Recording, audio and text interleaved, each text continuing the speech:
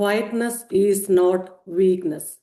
It is the stillness of deep roots that do not fear the wind. നിശബ്ദത ഒരു ബലഹീനമല്ല. അത് ഏത് കൊടുങ്കാറ്റിനെയും പേടിക്കാത്ത ആഴമുള്ള വേരുകളുടെ ഉറപ്പ് പോലെയാണ്. ക്വയറ്റ്നസ് എന്നത് പൂർണ്ണതയുടെ സ്വാഭാവികമായ അവസ്ഥയാണ്. ആരാലും കാണപ്പെടാത്തപ്പോൾ പോലും നിർഭയത്തോടെ ഇരിക്കുന്ന അവസ്ഥ.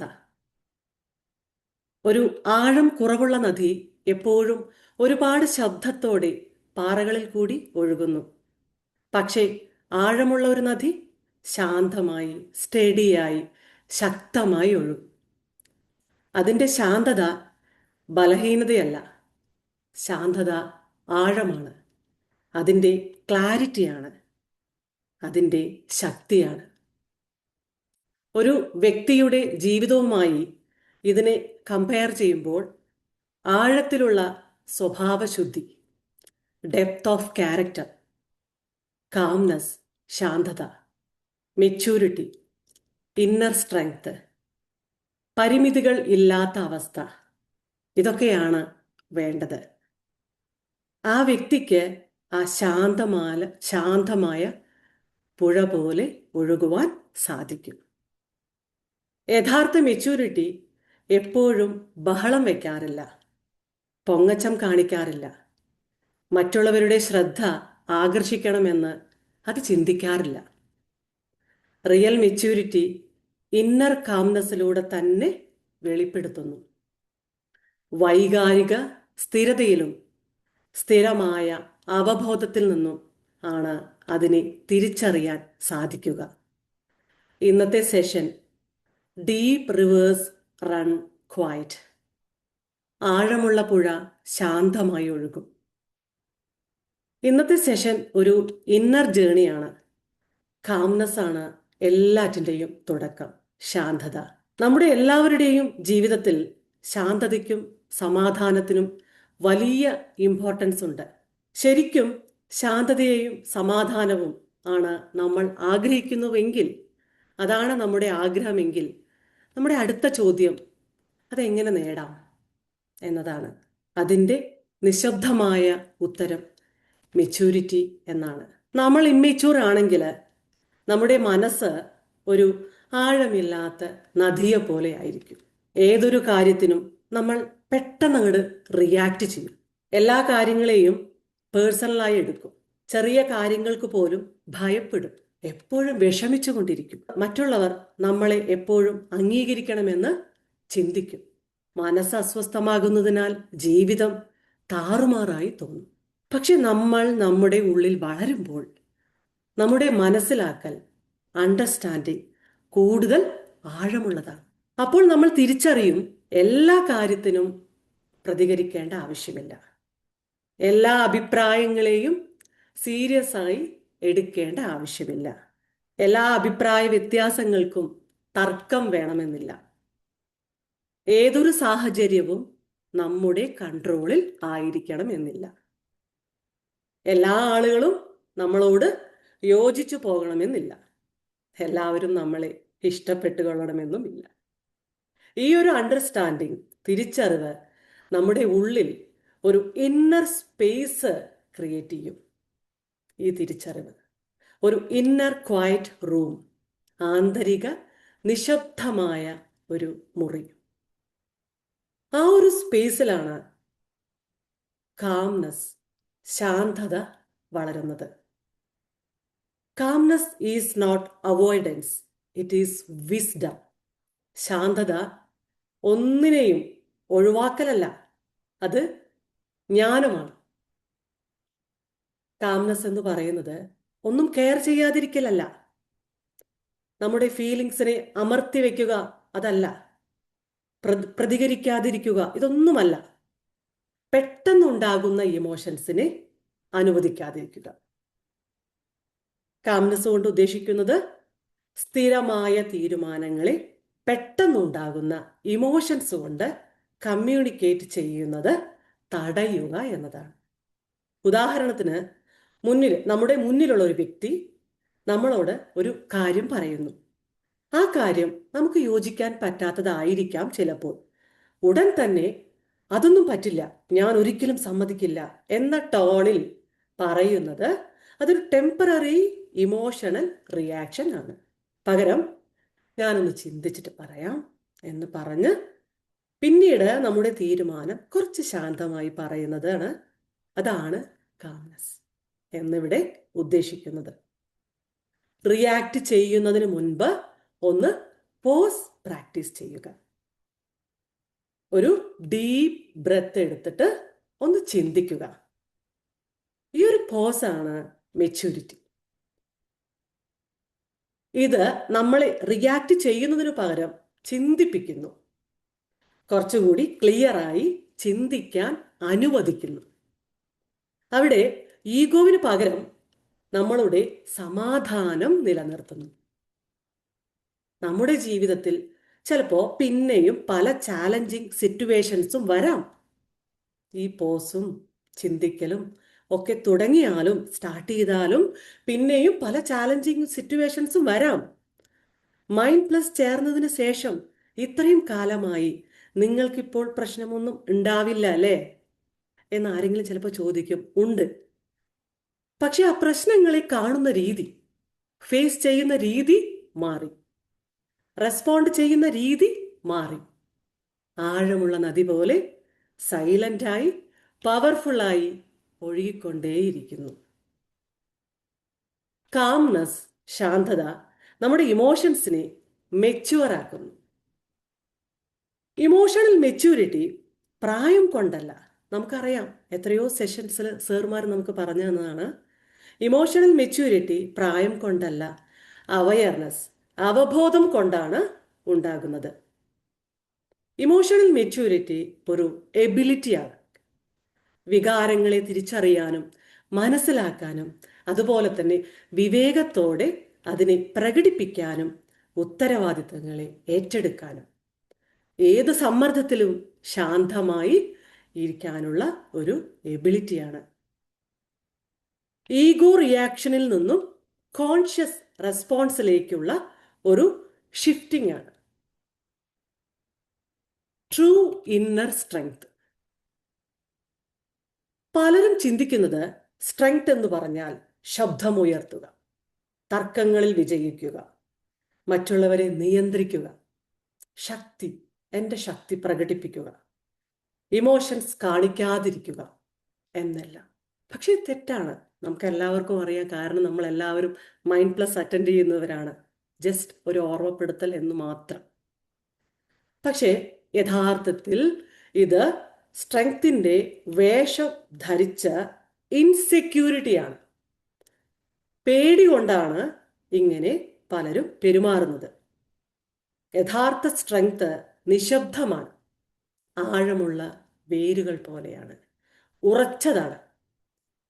യഥാർത്ഥ സ്ട്രെങ്തിൻ്റെ തുടക്കം എനിക്ക് മറ്റുള്ളവരുടെ അപ്രൂവലിൻ്റെ ആവശ്യമില്ല, ഞാൻ ഓക്കെയാണ് എന്ന് തിരിച്ചറിയുമ്പോഴാണ്. നമ്മുടെ മൂല്യം നിർണ്ണയിക്കുന്നത് നമ്മുടെ സക്സസ് ആണ്, അഥവാ മറ്റുള്ളവർ നമ്മളെക്കുറിച്ച് പറയുന്ന അഭിപ്രായങ്ങളാണ് എന്ന് വിശ്വസിക്കുന്നത്, ഇത് സെൽഫ് ഡൗട്ടും ബലഹീനതയുമാണ് ഉണ്ടാക്കുന്നത്. നമ്മൾ നമ്മളെ തന്നെ സംശയിക്കുമ്പോൾ ക്രിറ്റിസിസം നമ്മളെ അങ്ങ് വല്ലാതെ വേദനിപ്പിക്കും. മറ്റുള്ളവർ നമ്മളെ അംഗീകരിച്ചില്ലെങ്കിൽ നമുക്കത് താങ്ങാനാവില്ല. സെൽഫ് ഡൗട്ട് ഉണ്ടെങ്കിൽ പിന്നെ നമ്മൾ നമ്മളെ തന്നെ പ്രൂവ് ചെയ്യാൻ നമ്മൾ വിശദീകരിച്ചു കൊണ്ടേയിരിക്കും. മറ്റുള്ളവരുടെ മുന്നിൽ നമ്മളല്ലാത്ത ഒരു നമ്മളെ നമ്മൾ പ്രൊജക്റ്റ് ചെയ്യാൻ ശ്രമിക്കും. മറ്റുള്ളവരുടെ ആക്സെപ്റ്റൻസ് നേടാനുള്ള ഓട്ടം നിർത്തി നമ്മളെ നമ്മൾ അംഗീകരിക്കുമ്പോൾ അപ്പോഴാണ് ഇന്നർ സ്ട്രെങ്ത് നമുക്കുള്ളിൽ വളരുന്നത്. Inner strength gross when you stop chasing acceptance and begin accepting yourself.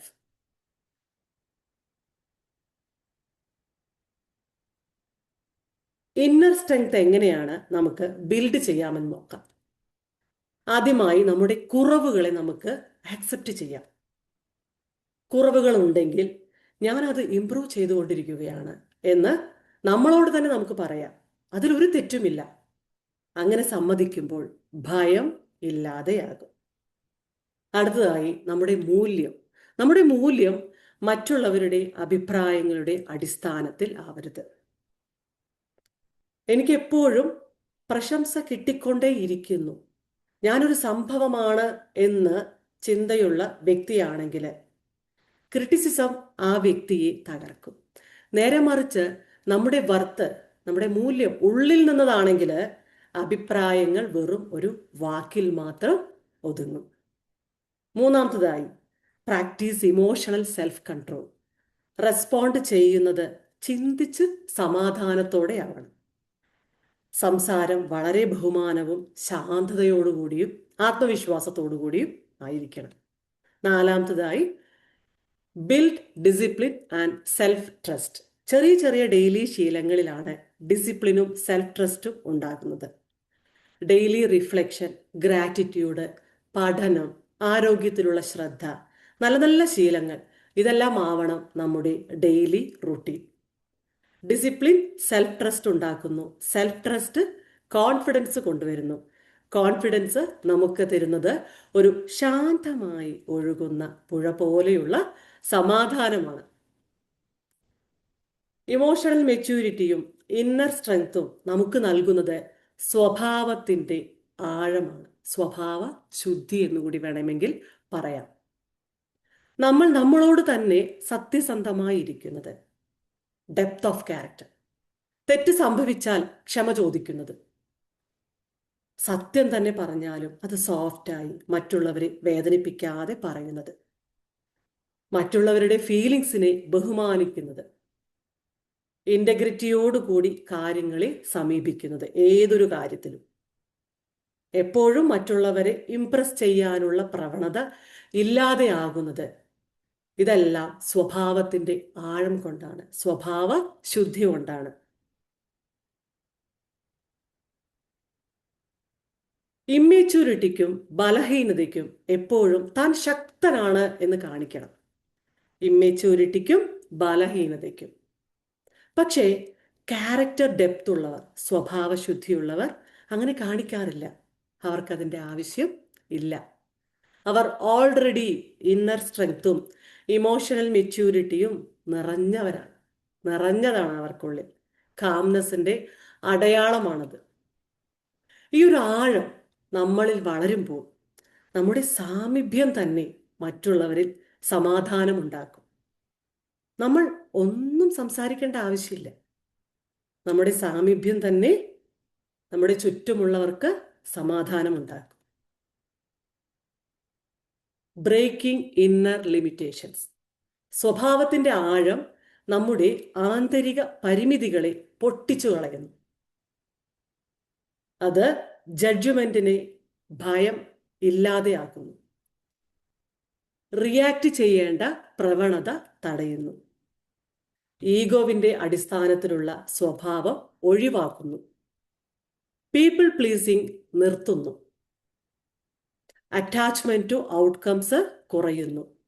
ഇന്നത് ചെയ്താൽ ഇന്നത് കിട്ടും എന്നുള്ള ആ ഔട്ട്കമ്മിൻ്റെ മേലുള്ള അറ്റാച്ച്മെന്റ് കുറയുന്നു.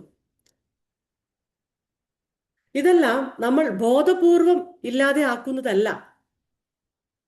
നമ്മുടെ ഡെപ്ത് ഓഫ് ക്യാരക്ടർ, ആഴത്തിലുള്ള സ്വഭാവത്തിൻ്റെ ആഴം, ഇതിനെയെല്ലാം അതിജീവിക്കുകയാണ്. Depth of character outgrows them. ഇല്ലാതെയാക്കുന്ന depth of character outgrows them. ഇല്ലാതെയാകുന്ന ഓരോ ഇന്റേണൽ ലിമിറ്റേഷൻസും നമ്മുടെ ഗ്രോത്തിൻ്റെ സ്ട്രെങ്ത് കൂട്ടുകയാണ് ചെയ്യുക. പതുക്കെ പതുക്കെ നമ്മൾ റിയാക്റ്റിംഗ് പേഴ്സണിൽ നിന്നും ഒരു റിഫ്ലക്റ്റിംഗ് പേഴ്സണായി നമ്മൾ മാറുന്നു. ആഴത്തിലൊഴുകുന്ന ശാന്തമായ പുഴ പോലെ നമ്മുടെ ജീവിതം ആ ഒരു ഒഴുക്കിൽ എത്തുന്നു. നമ്മൾ ഇത്ര നേരം സംസാരിച്ച ഓരോ വിഷയത്തിൻ്റെയും പ്രാക്ടീസുകൾ നമുക്കൊന്ന് നോക്കാം. Practice 1. Pause before you respond. നമ്മുടെ ജോർജ് സാറിൻ്റെ ക്ലാസ് ഉണ്ട്, എപ്പോഴും എടുക്കുന്നതാണ്, എല്ലാ മാസവും ഉണ്ടാവാറുണ്ട്. പോസ്. ഇമോഷൻസ് ഉയരുമ്പോൾ ഒരു ഡീപ്പ് ബ്രെത്ത് എടുക്കാം. ശരീരം ഒന്ന് ഫീൽ ചെയ്യാം, ശരീരത്തിന് നമുക്കൊന്ന് ആ സമയത്ത് ഫീൽ ചെയ്യാം. ഇപ്പോൾ എനിക്ക് എന്താണ് ഫീൽ ആവുന്നത് എന്നൊന്ന് ചോദിക്കാം. ഒന്ന് വെയിറ്റ് ചെയ്യാം. നമ്മളോട് ചോദിക്കാം, മെച്യൂരിറ്റി ഉള്ള വ്യക്തി ഇവിടെ എങ്ങനെ റെസ്പോണ്ട് ചെയ്യുമെന്ന്. ഈ ഒരു ശീലം തന്നെ വലിയ ട്രാൻസ്ഫർമേഷൻ കൊണ്ടുവരുന്നതാണ്. Practice number 2, gentle self reflection.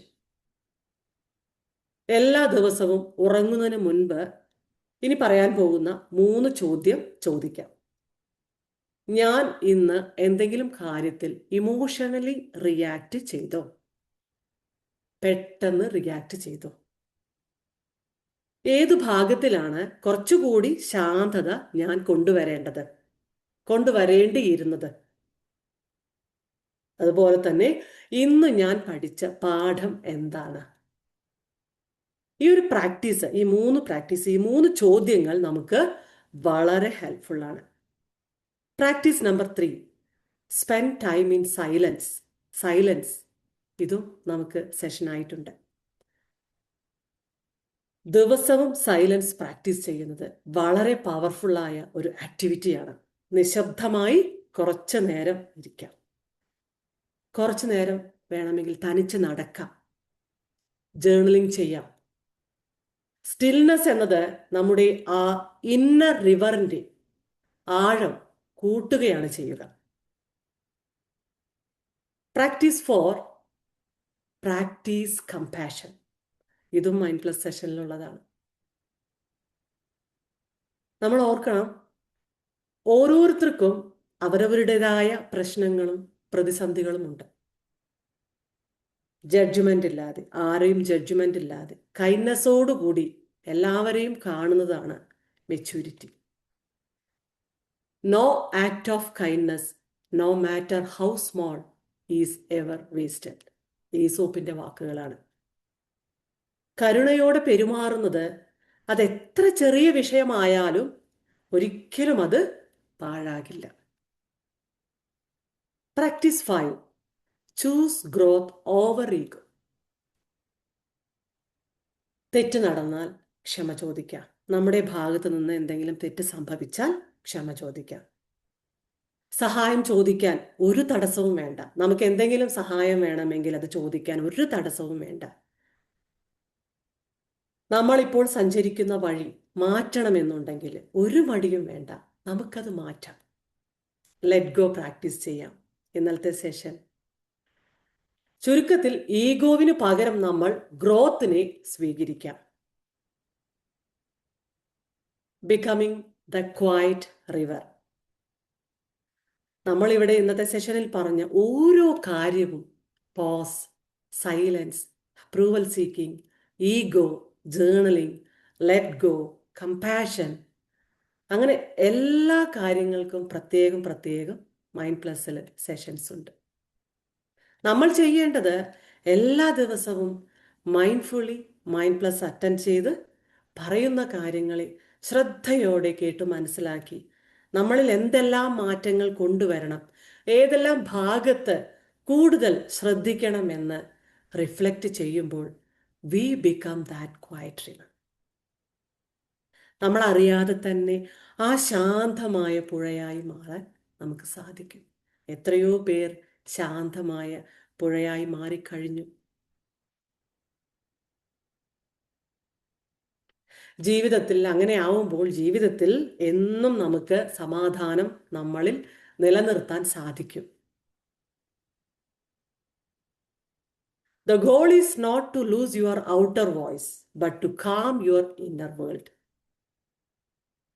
എല്ലാം നിയന്ത്രിക്കണം എന്ന് പറയുമ്പോൾ നമ്മളുടെ ബാഹ്യ ശബ്ദം നഷ്ടപ്പെടുത്തുകയല്ല ലക്ഷ്യം, മറിച്ച് നമ്മളുടെ ആന്തരിക ലോകത്തെ ശാന്തമാക്കുക എന്നതാണ്. അങ്ങനെ സംഭവിക്കുമ്പോൾ നമ്മുടെ മനസ്സ് വ്യക്തമാകും, വികാരങ്ങൾ സ്ഥിരതയുള്ളതായി തീരും. നമ്മുടെ സാന്നിധ്യം തന്നെ മറ്റുള്ളവർക്ക് സമാധാനം കൊടുക്കും. നമ്മുടെ തീരുമാനങ്ങൾ ഉറച്ചതാകും. സ്വഭാവം സ്ഥിരതയുള്ളതായി മാറും. നമ്മുടെ ഹൃദയം അനുകമ്പയുള്ളതായി തീരും. നമുക്ക് മറ്റുള്ളവരുടെ അംഗീകാരം നമ്മൾ തേടില്ല. ഏതു പ്രേരണകളോടും നമ്മൾ ധൃതിയോടെ നമ്മൾ പ്രതികരിക്കില്ല. നമ്മളുടെ മൂല്യം തെളിയിക്കേണ്ട ആവശ്യം ഇല്ല. ജീവിതം ശാന്തതയും ഉറപ്പുള്ളതുമാകും. ആഴമുള്ള പുഴ പോലെ, ഒഴുകുന്നത് പോലെ സമാധാനമായി, ശക്തമായി. Deep reverse run quite. ആഴത്തിൽ ഒഴുകുന്ന പുഴ ശാന്തമായിരിക്കും. ഈ ഒരു സത്യം നമ്മൾ എപ്പോഴും ഹൃദയത്തിൽ നമുക്ക് സൂക്ഷിക്കാം. നമ്മളുടെ ആ ആഴം, നമ്മുടെ calmness, kindness, clarity, inner strength, emotional വിസ്ഡമിൽ വെളിപ്പെടുത്തി നമ്മുടെ ജീവിതം ആ പുഴ പോലെ മനോഹരമായി തടസ്സമില്ലാതെ ഒഴുകട്ടെ.